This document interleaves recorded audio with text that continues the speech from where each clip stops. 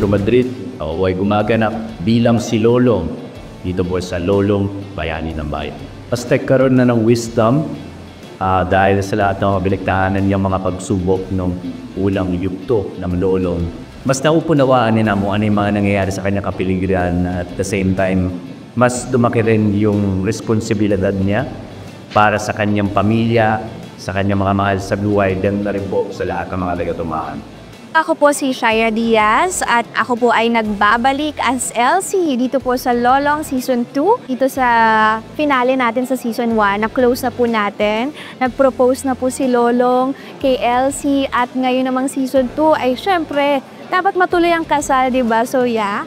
At magiging ganap na guro na po si Elsie dito sa Season 2. I'm Jean Garcia and I play the role of Donna Banson na nagbabalik from Season 1. Hindi siya titigil hanggat hindi siya nakakagante sa mga atubaw at lalong-lalo na kay Lolo. Donna is talagang all-out salbahe. Pero dahil sa Book 1 ay nakulong siya, so hindi natin malalaman kung babalik ba siya sa tumahan o sa lugar ng mga atubaw at ni Lolong as a changed woman or mas worse siya sa dating evil na Donna Banson. This is Paul Salas at I'm playing the role of Martin Banson na nakilala niyo po from Season 1 but ngayon isa na po siyang tinanggap niya na ang kanyang pagkatao na si Martin Candelaria na kapatid po ni Lolong, isang atubaw na sa tamang side na siya which is ang atubaw. At gagawin niya lahat para makatulong din kay Lolo. Ako si Mikoy Morales, ako ang gaganap bilang si Bokyo. Well, nung Season 1, si Bokyo ay ang representation ng mga regular people. And ngayon, naging professional bayani na talaga si Bokyo dahil sa Book 2, police na siya. At yun na, parang tinake into heart na yung pagiging taong bayan na may kailangan gawin. Ako po si Alma Concepcion, gumaganap na bilang Ines Candelaria, ang tiyahin po ni Lolong. Nung Season 1, si Ines po ay dahil sa depresyon at kalungkutan, nagkaroon siya ng problema sa pag-iisip. Sa Season 2, si Ines po ay nasa katinuang isip na at the same time siya po ay isang manggagamot ng tumahan. Yes, hello, I'm John Arcilia and I'm playing Julio, a very rich businessman of some illegal and not so legal businesses. Very influential, but he doesn't really want to be seen in public. Ako po si Martin Del Rosario at ang gagampanang kong role dito sa Lolong Season 2 ay si Ivan. Si Ivan dito, siya ang magiging kalaban ni Lolong sa prinsipyo, sa pag-ibig. Isa siyang parang assassin ni Julio dito, played by Mr. John Arcilia. May bumabalot na misteryo sa kanyang pagkatao na excited na akong sabihin sa inyo but unfortunately hindi ko pwede kwento sa kanya. Alamin nyo na lang, panoorin nyo yung Lolong Season 2 para malaman yung totoo niyang pagkatao. Ako po si Rocco Nasino and my character is Mayor Flavio Ilustrissimo. Marami akong advice na ibibigay kay Lolong. Madalas na rin ako humingi ng tulong kay Lolong. Pero ang tanong dito is, ano bang pake talaga ni Mayor? Politician siya, corrupt siya. Ganon din kaya kay Mayor Flavio. So, malalaman natin yan dito. This is Clea Pineda at ang character ko dito ay si Laya. Isa siyang atubaw. Fighter siya, merong paninindigan at for sure mamahalin niyo dito si Laya. This is Tetchek Bayani and I play Isabel o mas tinatawag na Lola Ganda ng mga kabataan, tiya ninang ni Lolong. Si Isabel ang gumaganap na parang moral compass. Meron siyang dilema, si Isabel ang lagi niyang pinupuntahan. I am Noni Buencamino. My character is Lolo Nando. I am the grandfather of Ruru Madrid's character, which is Lolong.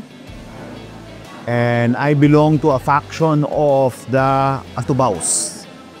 Okay, my name is Victor Neri and I play Chief Inocencio. You see, Chief Inocencio is the chief of police nung munisipyo. Si Lolong is always helping the community at lagi nagkakabanggaan yung investigasyon namin. Maganda yung relationship ng police and yung character ni Lolong.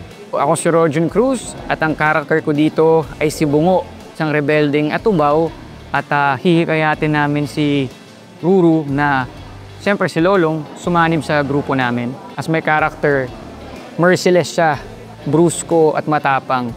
Ako po si Leo Martinez. Ang papel ko po dito ay Boss Canor, yung pong teacher ni ni Lolong sa martial arts. Pero lagi akong medyo nakakainom dito, parang Batanggenyo.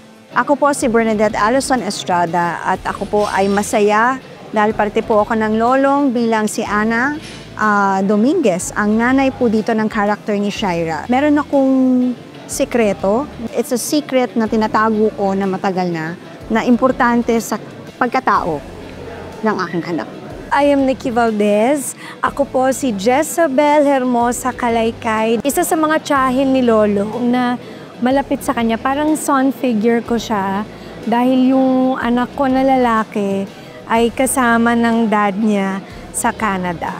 Ako po si Nico Dax. Ako ang gaganap na Judas dito sa Lolong 2. Ako ang leader ng 4 tagapalo at ang pinaka-notorious sa bayan ng Tumahan. I am John Clifford playing Ricky De La Cruz.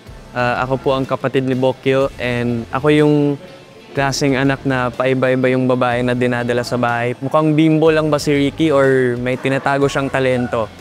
Tsaka babaero lang ba siya? Or may mamimit siyang babae na magpapatigil sa mundo niya? My name is Waynona Collins and my character is Urain. So yung character ko po ay anak po ng kontrabida. May sakit siya.